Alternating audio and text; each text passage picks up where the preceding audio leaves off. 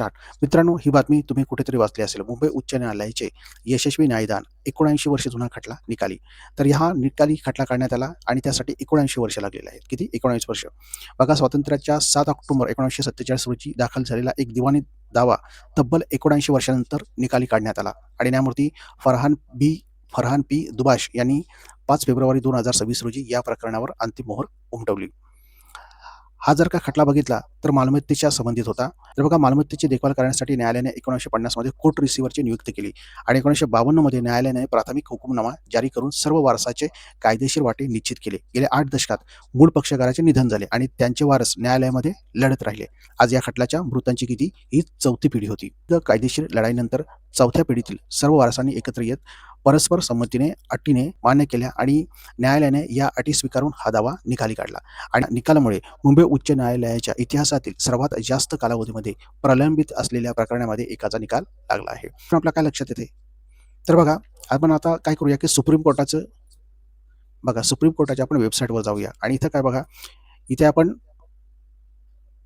रिपोर्टवर जाऊन सुप्रीम कोर्टाचे काही रिपोर्ट बघूया. तर बघा, हा नोव्हेंबरचा रिपोर्ट आहे ज्यामध्ये सुप्रीम कोर्टाने स्वतःचे हे सगळा डाटा आहे, ज्यामध्ये त्यांनी काय म्हटलेलं आहे की तर एप्रिल 2025 पर्यंत आज जर का सुप्रीम कोर्टामध्ये बघितले तर पेंडिंग असलेल्या केसेस किती आहेत? तर 81,015. सुप्रीम कोर्टामध्ये सध्या 81,015 केसेस ह्या पेंडिंगला आहेत. कधी? तर एप्रिल 2025 पर्यंत हा सगळी माहिती आहे. आता एप्रिल 2026 येणार आहे, त्यामुळे पूर्ण 1 वर्ष होतं. 1 वर्षापूर्वीचा हा सगळं पूर्ण डाटा आहे. आता यामध्ये हायकोर्टामध्ये किती सध्या पेंडिंगला केसेस आहेत? तर बघा, 62,61,894. संपूर्ण हायकोर्टामध्ये 62,81,894 केसेस पेंडिंगला आहेत आणि डिस्ट्रिक्ट लेवलला जर का हा आकडा बघितला तर 4,53,73,023 एवढ्या केसेस ह्या पेंडिंगला आहेत. मित्रांनो, तर यावरून आपल्याला काय लक्षात येतं की सध्याच्या स्थितीला जर का बघितलं तर ही केसेस ज्या आहेत, न्यायालयामध्ये केसेस पेंडिंग आहेत, त्या लाखो म्हणजे आता पूर्ण याच्यामध्ये विचार केला तर बघा करोडोमध्ये गेलेल्या आहेत आणि ही संख्या हळूहळू सध्या वाढतच आहे. म्हणजे कमी होते का? तर नाही आहे.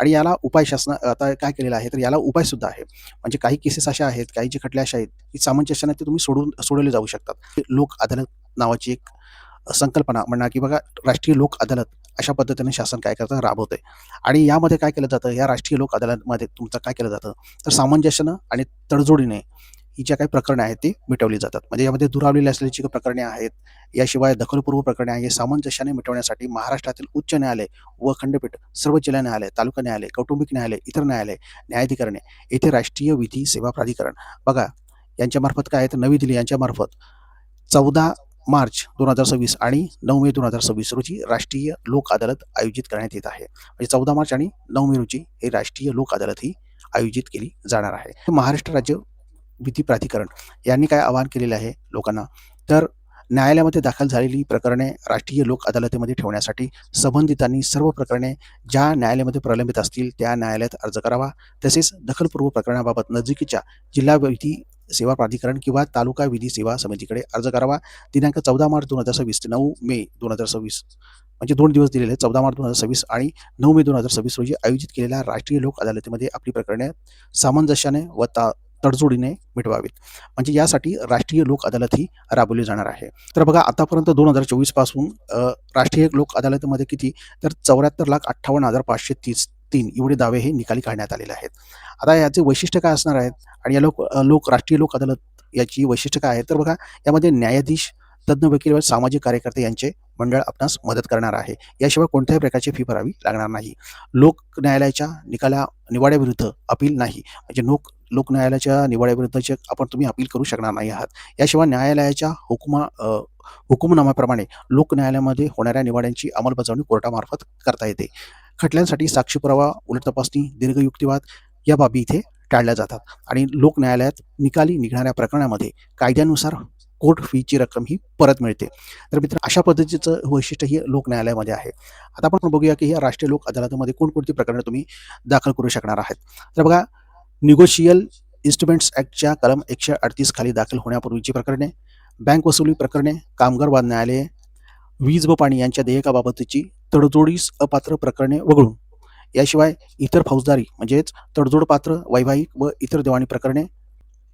बघा, यामध्ये फौजदारी तडजोड पात्र प्रकरणे आहेत. त्यानंतर निगोशिएबल इन्स्ट्रुमेंटल्स ॲक्टच्या कलम 138 खाली दाखल झालेली प्रकरणे, पैसे वसुली प्रकरणे, अपघात प्राधिकरणासंबंधीची प्रकरणे, कामगार वाद न्यायालय प्रकरणे, कामगार वाद प्रकरणे, वीज व पाणी यांच्या देयका प्रकरणी म्हणजे तडजोडीस अपात्र प्रकरणे वगळून, याशिवाय वैवाहिक वादाबाबतची प्रकरणे आहेत, भूसंपादनबाबतची प्रकरणे, नोकरीबाबतची प्रकरणे ज्यामध्ये पगार, इतर भत्ते व निवृत्तीबाबतचे फायदे आहेत, महसूल प्रकरणे आहेत ज्यामध्ये जिल्हा न्यायालय, उच्च न्यायालय प्रलंबित असलेली प्रकरणे आहेत.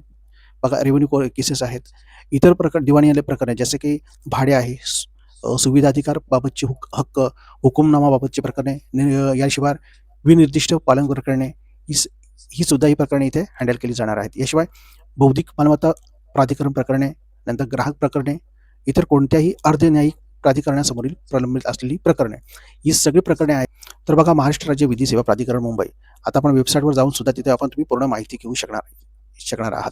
याशिवाय इथे त्यांचे कॉन्टॅक्ट नंबर सुद्धा दिलेले आहेत. जसं की तुम्ही टोल फ्री नंबर आहे बघा 15100 म्हणजे टोल फ्री 15100 या नंबरवर तुम्ही माहिती घेऊ शकता. याशिवाय इथे बघा प्रत्येक जिल्ह्याचं संपर्क क्रमांक सुद्धा दिलेला आहे. जसं की अहमदनगर आहे, अकोला, अमरावती, औरंगाबाद, बीड, भंडारा, बुलढाणा, चंद्रपूर, धुळे, गडचिरोली, गोंदिया, जळगाव, जालना, कोल्हापूर, लातूर, नागपूर, नांदेड, नंदुरबार, नाशिक, उस्मानाबाद, परभणी, पुणे, रायगड, रत्नागिरी, सांगली, सातारा, सोलापूर, सिंधुदुर्ग, ठाणे, वर्धा, वाशिम आणि यवतमाळ.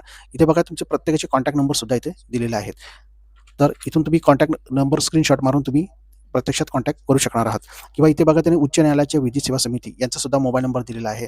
नागपूर दिलेला आहे, औरंगाबाद दिलेला आहे, मुंबई जिल्हा, मुंबई उपनगर याचे सुद्धा दिलेला आहे. याचा स्क्रीनशॉट तुम्ही मारू शकता किंवा आपली जी वेबसाईट आहे इथे जाऊन सुद्धा तुम्ही संपूर्ण माहिती वेबसाईटवर घेऊ शकता.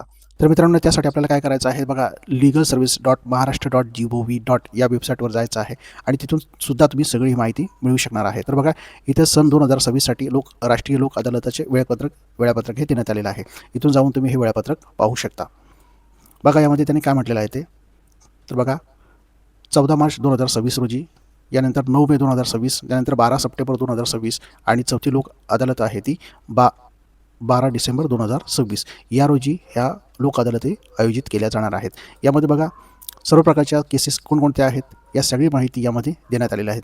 पेंडिंग केसेस कोणकोणत्या आहेत, यानंतर ही सगळी माहिती तुम्ही इथे पाहू शकता. खाली डिस्क्रिप्शनमध्ये तुम्हाला मी ही पूर्ण जे PDF फाईलसुद्धा आहे ती सुद्धा देतो. तुम्हाला तिथे जाऊन तुम्ही पूर्ण फाईलसुद्धा पाहू शकणार आहात. आणि हा व्हिडिओ जर का तुम्हाला आवडला तर तुम्ही लाईक करा, कमेंट करा आणि शेअर करा. थँक्यू.